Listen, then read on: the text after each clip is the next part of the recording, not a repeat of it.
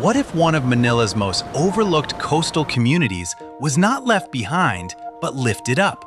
What if BASECO was no longer seen only through poverty, danger, and neglect, but as a community of families, workers, children, and dreams that deserve safety, dignity, and a better future? For years, many families in BASECO have lived beside the water while facing challenges that affect their everyday lives. Polluted coastal waters, garbage along the shoreline, poor sanitation, open defecation, flooding during high tide and heavy rain, narrow alleys, overcrowded homes, fire risks from light materials and tangled electrical lines, an unstable daily income that makes it hard for families to recover when disaster strikes. But behind every crowded pathway is a family trying to survive. Behind every small home is a story, and behind every struggle is a person who deserves to be lifted up. So the question should never be, how do we push them away? The real question is, how do we rebuild with them? True restoration should not remove people from the future, it should include them in it. It should mean cleaner surroundings, safer homes, stronger livelihood, better sanitation, and protection from the floods, fires, and health risks that have burdened the community for too long. Imagine a people-first transformation.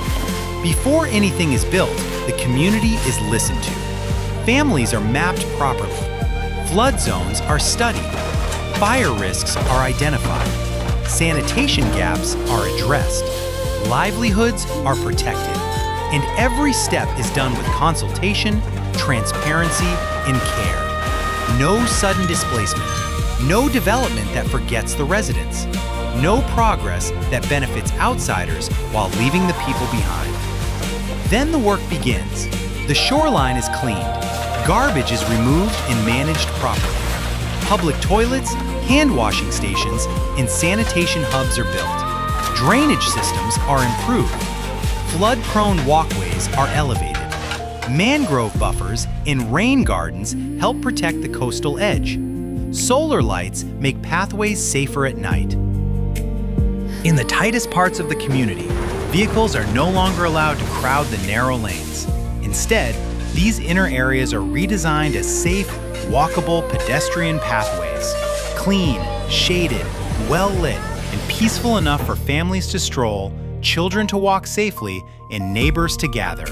For vehicles, a designated multi-level community parking facility is built near the main access area, keeping cars, motorcycles, and service vehicles organized without blocking homes, walkways, or emergency routes.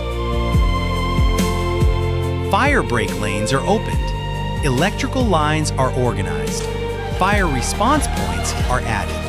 And homes made from unsafe materials are upgraded through phased, on-site or near-site housing, so families can return to safer, cleaner, and more dignified homes. But restoration is not only about buildings, it is also about livelihood. A community market gives vendors a proper place to earn.